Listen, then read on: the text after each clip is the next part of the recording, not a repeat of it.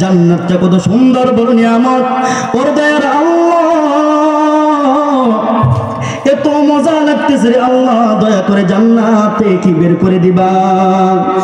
আমার আল্লাহর কাছে যখন এইরকম ভাইবার লোকটাই বলতেছে, বারবার যখন ডাক দিয়ে বলে আল্লাহ জান্নাতে কি বের করে দিবা, কিছুক্ষণ পরে আবার ওই লোকটা ডাক দিয়ে বলে আল্লাহ তুমি না কোরআনে কইয়া দিছো ইন্নাল্লাযীনা আমানু ওয়া আমিলুস সালিহাতি কানাত লাহুম জান্নাতুল ফিরদাউসি নুজুলা খালিদিনা ফীহা লা ইয়াবগুনা আনহা হিওয়ালা। যারা নাকি রে মাওলা একবার জান্নাতের ভিতরে প্রবেশ করবে তাদেরকে কোনোদিন বের করবা না। তুমি না দুনিয়ায় কোরআনের ভিতরে ওয়াদা দিছিলে মালিক, তুমি না কইছো, তুমি না বলে দিছো রে মালিক জান্নাত থেকে বের করবা না। আমার আল্লাহ তাকে বলে বান্দা তুই যখন জান্নাতের ভিতরে ঢুকছস আমি তোকে বের করব না। যারা জান্নাতের ভিতরে একবার ঢুকে পড়ে আমার আল্লাহর ওয়াদা অনুসারে তাদেরকে কখনো বের করবে না। বলেন না সুবহানাল্লাহ। আমাদের কি মন চায় না জান্নাতে যাওয়ার জন্য? আমাদের কি মনে চায় না? শুধু মনে চাইলেই হবে না, কাজ কর্মেও তো প্রমাণ করা লাগবে। আমার আল্লাহ এত সুন্দর করে মানব জাতিকে ঘটনা উপহার দিলেন। ওরে হে মুসলমান, দুনিয়ায় তোদের জন্য এত কিছু কুরআন দিলাম, হাদিস রাসূলের মাধ্যমে পাঠাইলাম, এত বড় পয়গম্বর পাঠাইলাম, এত কিছু সবকিছু ইসলামের সবকিছু দিয়ে দিলাম তোদেরকে শুধু জান্নাতে নেওয়ার জন্য। শয়তান আমার সামনে প্রশ্ন করে কইল আল্লাহ তোমার একটি বান্দাকে আমি জান্নাতে যেতে দিব না। আমার দয়ার আল্লাহ ওই শয়তানের প্রশ্নের উত্তর দিয়ে বললেন ওরে হে শয়তান, তুই তো ওয়াদা করে দিলি আমার একটি উম্মতকে আমার একটি বান্দাকেও জান্নাতে যেতে দিবি না, কিন্তু আমি দয়ার আল্লাহ ওয়াদা দিয়ে দিলাম তুই বামে ডানে সামনে সবকিছুতে ওয়াসওয়াসা দিয়ে পথভ্রষ্ট করে দিবি। যখন বান্দা ডানে বামে গুনাহ করবে কোথাও পথ পাবে না, উপরের দিকে তাকিয়ে বলবে রে মালিক বড় গুনাহগার কত গুনাহ করতেছি রে আল্লাহ, মাফ চাই মাফ করে দাও। এই কথা বলার সাথে সাথে আমি রব তাদের গুনাহগুলো মাফ করে দিব। বলেন না সুবহানাল্লাহ। আমার দয়ার আল্লাহ এত কিছু করতেছে আমাদের জন্য, আমরা কি মালিকের জন্য কিছু করতে পারি না? আমরা কি চাই না যে মালিক এত কিছু করে আমাদের জন্য জান্নাত শুধু রাখছেন আমাদের জন্য? কোন কাফের বেঈমান মুশরিকদের জন্য জান্নাত রাখে নাই, শুধু মুসলমান ইমানদারদের জন্য জান্নাত রেখেছেন। সেই মালিক আমাদের জন্য জান্নাত রাখছে, আর আমরা শুধু জাহান্নামের পথের দিকে দৌড়িতেছি। মালিক কোরআনের ভিতরে বলে বান্দা ওই দিকে যাস না এই দিকে যা, বান্দা বাম দিকে যাস না ডান দিকে যা। কত হুজুর ওয়াজ করতেছে এই দিকে আসো, নামাজ পড়ো, রোজা করো, হজ করো, যাকাত দাও, আর আমরা শুধু বারবার নাফরমানি করতেছি। কোরআনের হাদিস কোরআনের বাণীগুলো বাতলিয়ে দেওয়ার পরেও নাফরমানি করতেছি না। তাহলে কেমন করে জান্নাতের আশা করে মালিকের দরবারে চাই যে মালিক আমাদেরকে জান্নাতে নেয়? আমার নিয়ামত পেয়ে নিয়ামতের শুকরিয়া আদায় করলে দুনিয়ার কেউ শুনল না। আমি মালিক তুই চুপে চুপে যে জায়গায় আমার নিয়ামতের শুকরিয়া আদায় করলে আমি মহান আল্লাহ তোর এই একবার আলহামদুলিল্লাহ বলার দ্বারা তোর জিন্দেগির ভিতরে সব কিছু আমি বৃদ্ধি করে দেই। আমার আল্লাহ বলে বান্দা দুনিয়ায় কত মানুষ ঘুমায়, রাত্রিবেলা ঘুমায়, শরীর ক্লান্ত হয়ে যায় ঘুমায়, শরীরটাকে সুস্থ রাখার জন্য ঘুমায়, শরীর যেন ভালোভাবে চলে সেই জন্য ঘুমাইয়ে থাকে। আমি মহান রব্বুল আলামিন শুধু ঘুমাই না, তুই যেন ভালো থাকোস। আল্লাহ কোরআনে বলে আল্লাহু লা ইলাহা ইল্লা হুয়াল হাইয়ুল কাইয়্যুম লা তাখুযুহু সিনাতুন ওয়া লা নাউম। আমি আল্লাহ ঘুমাই না ঘুমাই না ঘুমাই না। দুনিয়ার ভিতরে মানুষ ঘুমিয়ে যায়, নিস্তব্ধ হয়ে যায়, মানুষ ঘুমের পেরেশানির ভিতরে পড়ে যায়, কত চিন্তা নিয়ে ঘুমায়। আমার আল্লাহ ডাক দিয়ে বলে, বান্দা আমি যদি ঘুমিয়ে যাই এই দুনিয়ার কোনো অস্তিত্বই থাকবে না। বান্দা তুই দুনিয়ায় ঠিক মতো থাকতে পারবি না, চলতেই পারবি না। আমি আল্লাহ তোর কারণে ঘুমাই না। আমার আল্লাহর কোনো ক্লান্তি নেই, কোনো ঘুম নেই। লা তাখুযুহু সিনাতুন ওয়ালা নাউম। আমার আল্লাহ ঘুমায় না। ওরে মুসলমান, তোমার একটু কি চিন্তা হয় না যে মালিক আমার সকালে খাওয়ায়, বিকালে খাওয়ায়, দুপুরে খাওয়ায়, সব সময় যেই মালিক আমার দিকে নজর রাখে। আমি একজন নাদান বান্দা মালিকের দরবারে 7 বছর জিন্দেগি পাইলাম, কোনদিন মালিকের ডাক দেয়া বললাম না ইয়া আল্লাহ, ইয়া রহমান, ইয়া হান্নান, ইয়া রহিম, ইয়া করিম। কত জিন্দেগি তুমি আমারে দিলা, 7 বছর জিন্দেগি পাইলাম, 70 বছর জিন্দেগি পাইলাম, শুধু নাফরমানি নাফরমানি করে গেলাম রে মালিক। ও দয়ার আল্লাহ, তুমি এত দয়ার মালিক। আমারে তুমি সকাল বেলায় ঘুম থেকে জাগ্রত করো, ফজরের নামাজ পড়ি না তবু তুমি আমাকে জাগ্রত করো। তোমার নাফরমানি করার পর তুমি আমাকে কাজের ভিতরে পাঠিয়ে দাও।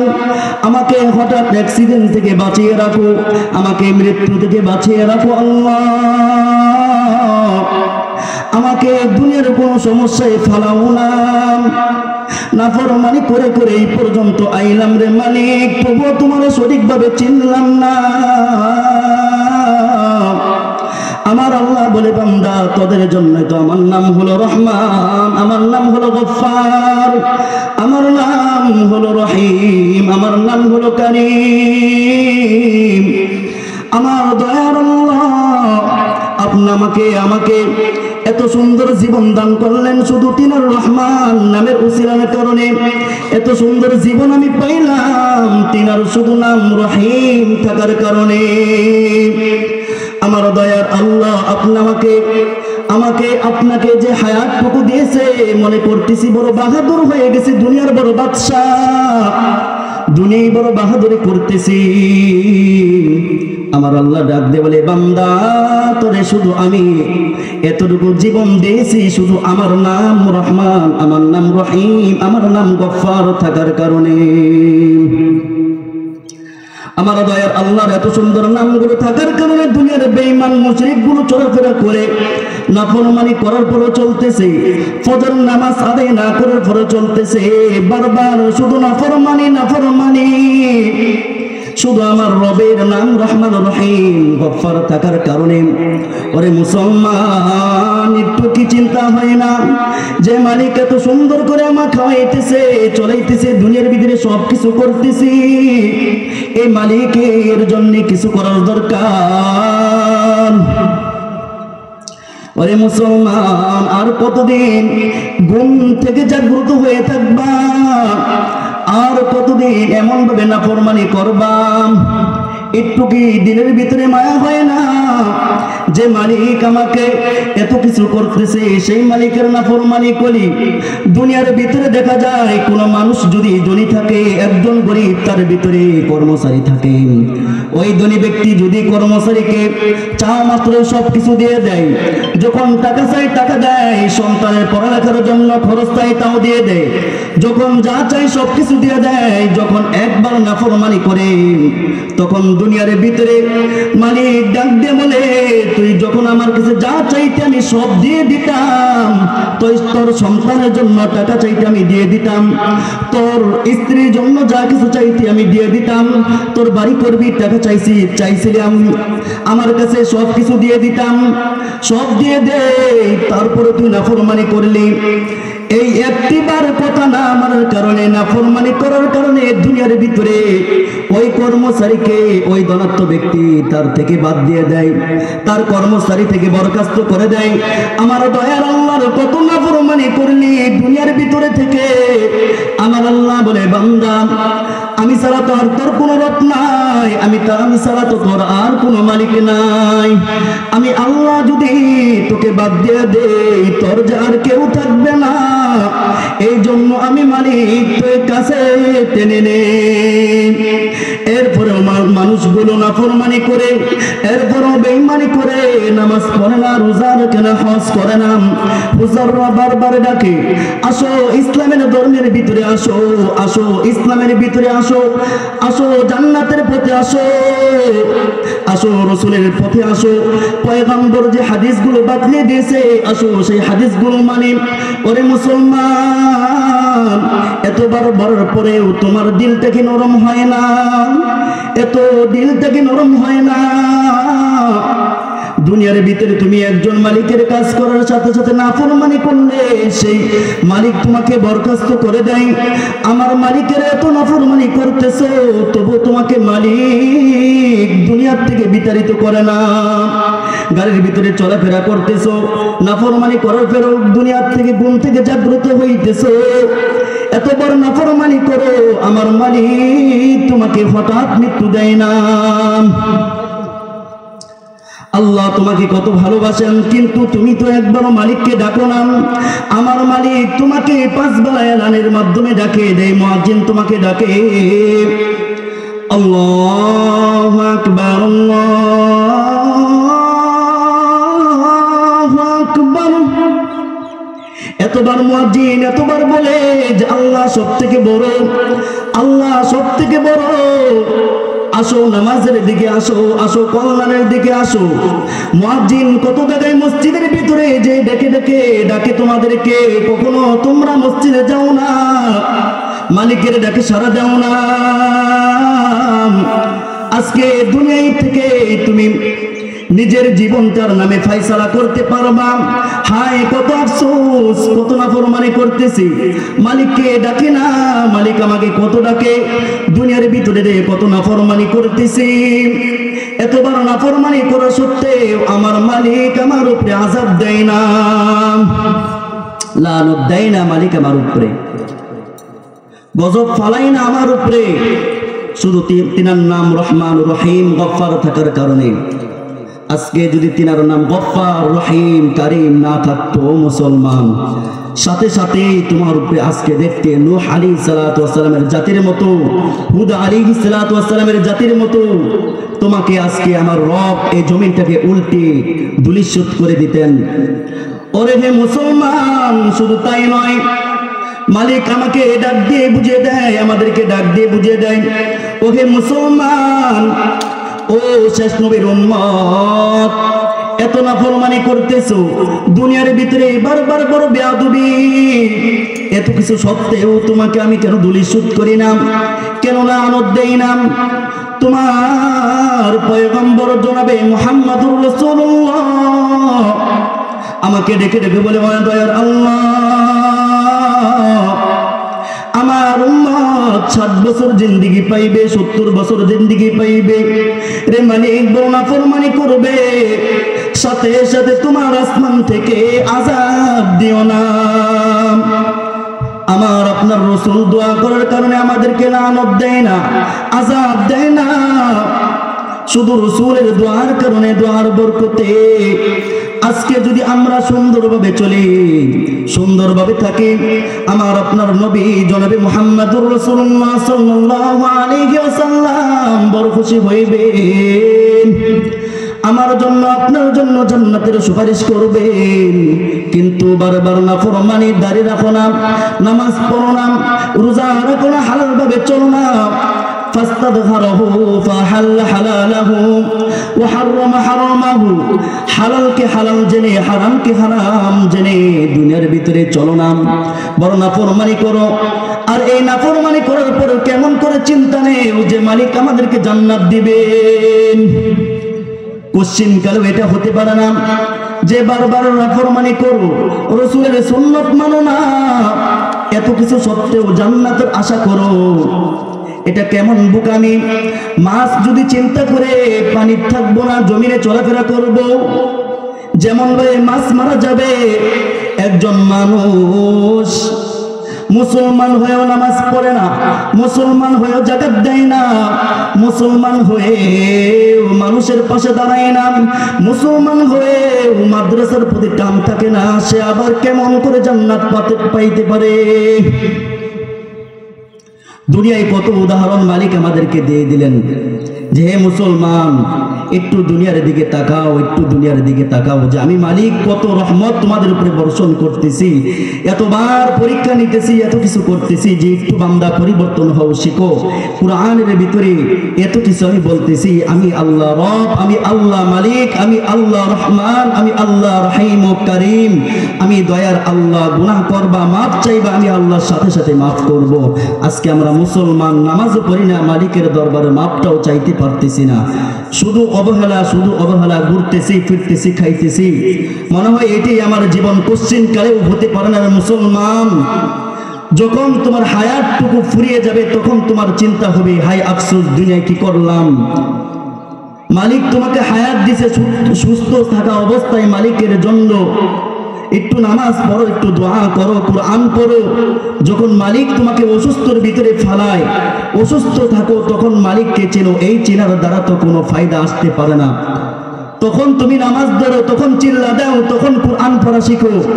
এতে তোমার যে পরিমাণ ফায়দা হাসিল হইতেছে তার চেয়ে দ্বিগুণ ফায়দা হয়তো তুমি যদি সুস্থ থেকে নামাজটা পড়তা, সুস্থ থেকে কুরআনটা শিখতা, সুস্থ থেকে জামাত যাইতা, সুস্থ থেকে হজ যদি করতা, সাথে সাথে আমার তোমার মালিক কবুল করে নিত। আজকে মালিক তোমাকে অসুস্থর মধ্যে ফালাইছে, এই জন্য তুমি নামাজ পড়তেছো, এই জন্য তাবলীগ করতেছো, এটা কখনো কবুলিয়াত হতে পারে না, পারে না, পারে না। তোমাকে তখনই মালিক কবুল করবে যখন তোমাকে সুস্থর ভিতরে রাখলো, মালিক তোমাকে সুযোগ দিল, মালিক তোমাকে খাওয়াইতেছে, পড়াইতেছে, তখন তুমি আমল করবা, মালিক তোমার এই আমলটাকে সাথে সাথে কবুল করে নেবে। এইটাই কুরআনের ভাষা, এটাই কুরআন আমাদেরকে শিক্ষা দেয় যে হে মুসলমান, হায়াত তো পাইলা, হায়াতের শুকরিয়া আদায় করো। এই জন্য রব্বি করিম বলতেছে, আমার নিয়ামত পায়া বান্দা কখন শুকরিয়া আদায় করবে? যখন তাকে আমি নিয়ামত দিলাম তখন না শুকরিয়া আদায় করবে, তখন না আমি সবকিছু বৃদ্ধি করে দিব। এটার অর্থই হলো এটা, লাইন শাকারতুম লাযিদান্নাকুম ওয়া লাইন কাফারতুম ইন্না আযাবি লাশাদীদ। লাইন শাকারতুম, ও বান্দা, যখন তোমাকে আমি নিয়ামত দিলাম তখন তুমি শুকরিয়া আদায় করবা। যখন তোমাকে আমি সুস্থতা দান করলাম, সুস্থ থেকে নামাজ পড়বা, রোজা করবা, হজ করবা, যাকাত দিবা। যখন অসুস্থ করে দিলাম তখন তুমি যদি চিন্তা নাও, এটা মালিকের শুকরিয়া আদায় হতে পারে না, হতে পারে না। এটার আয়াতের তাফসীরে এটাই হলো ব্যাখ্যা, লাইন শাকারতুম লাযিদান্নাকুম। এই জন্যই তো মালিক বলেছে, বান্দা আমি কুরআনে দিয়ে দিয়েছি, তুই দেখোস না, লাইন শাকারতুম লাযিদান্নাকুম। কখন নেক হায়াত পাবি, কখন সবকিছুই আমি তোকে বরকত দিব। এই আয়াতের অর্থ হলো মালিক তোমাকে যে নিয়ামতটুকু দান করেছে, এটাই হলো মালিকের আসল পরিচয়, যে বান্দা তোমাকে আমি সুস্থতা দান করলাম, তখন তুমি আমার নিয়ামতগুলো পুঙ্খানুভাবে মানো, সব কিছুই করো, ইবাদত করো, নামাজ পড়ো, রোজা করো, হজ করো। আল্লাহ পাক রব্বুল আলামিন আমাদেরকে হায়াত নামক জিনিস দিয়েছে, এটা ভাই আমাদের অত্যন্ত বড় নিয়ামত। নাম আল্লাহ আমাদেরকে হায়াত দিয়েছেন, এটা সব থেকে বেশি বড় নিয়ামত। কেমন বড় নিয়ামত? যারা দুনিয়ার ভিতরে থেকে আজকে দুনিয়ার থেকে বিদায় নিল, ওই ব্যক্তিকে যদি প্রশ্ন করা যায়, তোরে মুসলমান, যে তুমি যদি আরেকটু হায়াত পাইতা তাহলে কি করতাম? ওরে হয় মুসলমান, ওই কবরওয়ালা জবাব দিত, ও দুনিয়াবাসী, আমাকে আমার রব যদি আরেকটু সময় দিত, আরেকটু হায়াত দিত, মালিকের গোলামি ছাড়া দুনিয়ায় আর কিছু করতাম না। আজকে তাদের সাথে কথা বলা যায় না, কোনো সুযোগ নাই, কোনো কিচ্ছু নেই।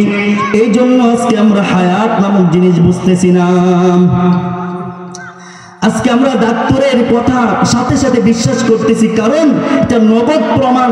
ডাক্তার যা বলে একটু অসুখ হলেই আপনি এটা করতে পারবেন না, সেটা খাইতে পারবেন না, ডাক্তারের কথা সাথে সাথে মানতেছি। আজকে হুজুররা কত কিছু বলতেছে, ওহে মুসলমান, নামাজ পড়ো, রোজা করো, হজ করো, যাকাত দাও, এত কিছু বলতেছে, সাথে সাথে পালন করি না। কারণ একটাই, আমার সাথে সাথে কোনো অ্যাকশন হইতেছে না, এই জন্য আমরা মানতেছি না।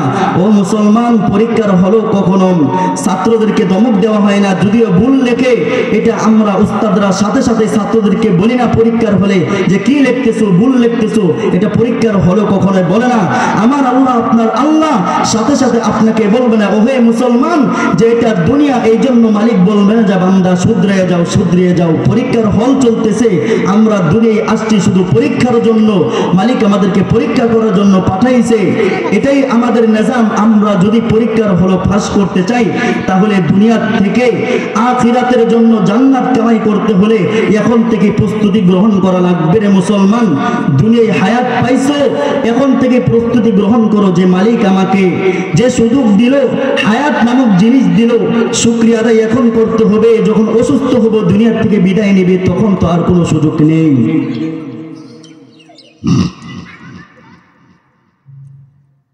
আপনার আমার মতো দুনিয়ার থেকে বড় একজন গুনাহগার বান্দা, বড় নাফরমানি বান্দা, বড় গুনাহগার, বড় গুনাহ করেছে, অত্যন্ত গুনাহগার বান্দা আমার আল্লাহকে ডেকে ডেকে বলে ইয়া রহমান ইয়া রহিম, ইয়া রহমান ইয়া রহিম। দুনিয়ায় কতদিন সময় পাইলাম, সুযোগ পাইলাম, না ফরমানি করেছি, কোনদিন তোমাকে ডাকতে পারি নাই। ইয়া রহমান ইয়া রহিম। আমার আল্লাহ ডাক দিয়ে বলে হে বান্দা, কি বলতে চাও? জাহান্নামী একজন বান্দা প্রশ্ন করলো, আল্লাহ ইয়া রহমান ইয়া রহিম ইয়া করিম ইয়া গফফার। দুনিয়ায় হায়াত পাইলাম, 70 বছর জিন্দেগি পাইছি, কোনদিন তোমাকে ডাকতে পারি নাই। আয় আল্লাহ, জানি তো মুক্তি পাবো না, তবু একটি তোমার কাছে একটি বড় আবদান। ও মাওলা, এই জাহান্নামের ভিতর থেকে মুক্তি পাওয়ার কোনো রাস্তা নেই, তবুও তোমার কাছে একটি পথ চাই রে মাওলা। আমার আল্লাহ বললেন, ওহে বান্দা, কি চাও? কি বারবারে আমার নাম ধরে ডাকো, ইয়া রহমান ইয়া রহিম। এইরকম ভাবে যখন ডাকতেছে আমার আল্লাহকে, আল্লাহ বলে বান্দা কি চাও? তখন ওই বান্দা বলল, জানি তো মাপ পাবো না, আমি বরং গুনাহগার, কোনদিন জাহান্নামীওয়ালা মাপ পাইতে পারে না। আয় আল্লাহ, তবুও তোমার কাছে বলি, যেহেতু মাপ পাইবই না, কিন্তু একটি মনের বড় আশা। আমার আল্লাহ ডাক দিয়ে বলে, হে বান্দা, আমার কাছে কি চাও একটু বলো না। ওই বান্দা সাথে সাথে বলে, ইয়া আল্লাহ, এই জাহান্নামের ভিতর থেকে একটু ওই কিনারায় যাইতে চাই। আমার আল্লাহ বললে, বান্দা, এটাই তোমার মনের আশা? ওই বান্দা বলল, হে আল্লাহ, এই জাহান্নামের ভিতরে কত বছর ধরে পড়তেছে রে মালিক, কেউ তো খবর নেয় না। ও মালিক, তুমি যদি একটু আমার উপরে দয়া করো, তবে আল্লাহ বড় ভালো লাগতো। এই কথা বলার সাথে সাথে আমার আল্লাহ ওই জাহান্নামীওয়ালাকে জাহান্নামের ভিতর থেকে একটু কিনারায় নিয়ে গেলেন। বলেন না সুবহানাল্লাহ। কিছুক্ষণ পরে আবার বান্দা ডেকে ডেকে বলে, ইয়া রহমান ইয়া রহিম ইয়া করিম।